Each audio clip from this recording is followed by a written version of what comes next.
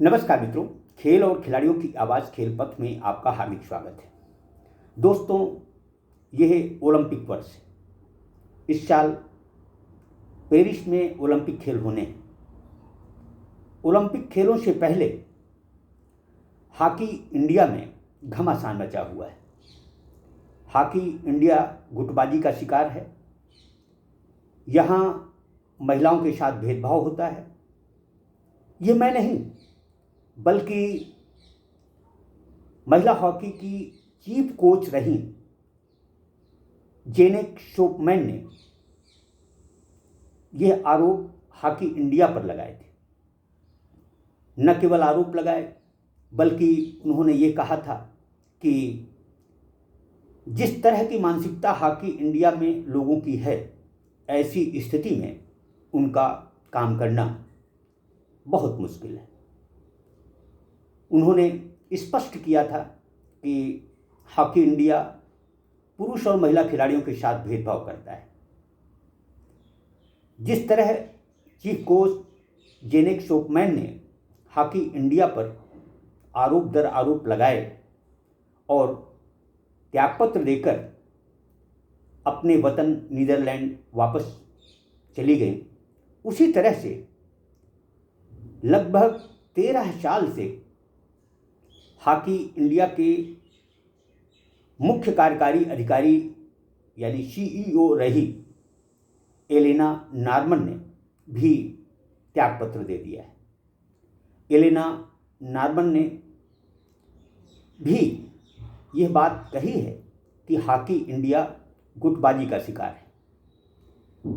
यद्यपि यह माना जा रहा है कि उन्हें 3 माह का पारिश्रमिक नहीं मिला था, लेकिन पारिश्रमिक मुख्य वजह नहीं हो सकती। एलेना नॉर्मन का यह कहना कि हॉकी इंडिया में गुटबाजी है, और उन्होंने स्पष्ट किया कि एक तरफ अध्यक्ष दिलीप तिर्की हैं, तो दूसरी तरफ सचिव भोलानाथ सिंह, कार्यकारी निदेशक कमांडर आर.के. श्रीवास्तव, कोषाध्यक्ष शेखर जे मनोहरन हैं। अब इससे सहज अंदाजा लगाया जा सकता है कि जिस तरह से हॉकी इंडिया गुटबाजी से ग्रस्त है, वैसी स्थिति में खिलाड़ियों का भला कैसे हो सकता है। देखा जाए तो एलेना नॉर्मन ने नरेंद्र ध्रुव बत्रा के कार्यकाल में सबसे अधिक काम किया। नरेंद्र ध्रुव बत्रा की जहाँ तक बात है, वह बेशक अब हॉकी इंडिया से जुड़े हुए नहीं हैं, लेकिन बत्रा ने हॉकी की समृद्धि में जो काम किए, जिस तरह से खिलाड़ियों के प्रोत्साहन की दिशा में उन्होंने कुछ अच्छे फैसले लिए, वह आज हर किसी को याद आ रहे हैं। दरअसल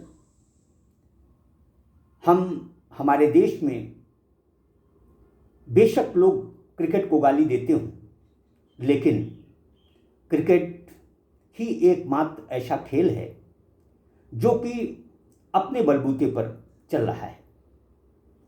नरेंद्र बत्रा भी क्रिकेट की ही तरह हॉकी को समृद्ध करना चाहते थे। पुश्तैनी खेल हॉकी के गौरव को वापस लाना चाहते थे। बावजूद इसके वह छल प्रपंच का शिकार हो गए। जो भी हो, पहले चीफ कोच जेनेट शोपमैन का, उसके बाद एलेना नॉर्मन का हॉकी इंडिया के खिलाफ गुटबाजी के आरोप जो लगाए गए हैं, उन्हें मिथ्या नहीं कहा जा सकता।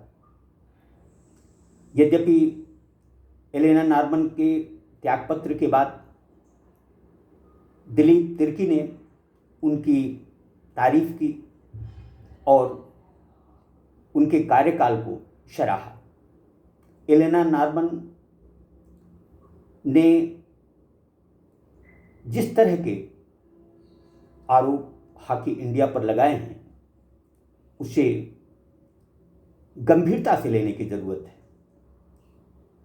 दरअसल चीफ कोच जेनेक शोकमैन का हॉकी इंडिया पर आरोप लगाना, उनका त्यागपत्र लेकर चले जाना, उसके बाद मुख्य कार्यकारी अधिकारी एलेना नॉर्मन का जाना, यह किसी बड़े गड़बड़ झाले की ओर इशारा करता है। यह गुटबाजी, पुश्तैनी खेल हॉकी को बर्बाद न कर दे, हमारी हॉकी पुनः फर्श पर ना आ जाए, इसके लिए कुछ अच्छे प्रयास करने होंगे, कुछ कठोर निर्णय लेने होंगे। गुटबाजी कैसे समाप्त हो, इसकी तरफ भारतीय ओलंपिक संघ को ध्यान देना होगा। यद्यपि यह आसान नहीं है, फिर भी प्रयास किए जाने चाहिए। एक तरफ केंद्रीय खेल मंत्रालय भारतीय खेल संगठनों के लिए 340 करोड़ का खेल बजट प्रोत्साहन के लिए निर्धारित करता है, तो दूसरी तरफ एलेना नॉर्मन को पिछले 3 माह से पारिश्रमिक न मिलना चौंकाने वाली बात है। जिस तरह का तमाशा हॉकी में हो रहा है उसे रोका जाना चाहिए। जो इस खेल के नाम पर सियासत कर रहे हैं उन्हें खेलों से दूर किया जाना बहुत ज़रूरी है, वरना इसी तरह से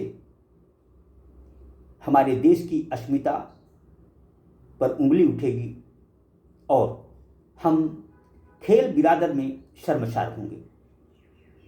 एलेना नॉर्मन और जेनेक शोकमैन ने जो आरोप लगाए हैं उन्हें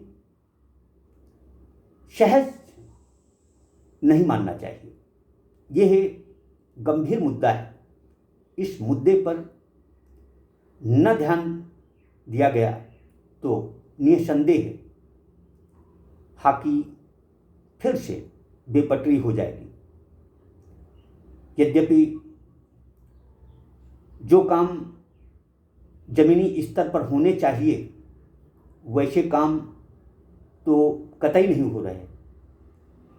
उड़ीसा, मध्य प्रदेश जैसे राज्यों की तारीफ करनी होगी जो कि हॉकी के लिए मैदानी स्तर पर काम कर रहे हैं, वरना सियासत करने वाले कतई नहीं चाहते कि हमारी हॉकी शीर्ष पर पहुंचे, हमारे खिलाड़ियों को प्रोत्साहन मिले। जो भी हो, हॉकी इंडिया की गुटबाजी पर कैसे रोक लगे, कैसे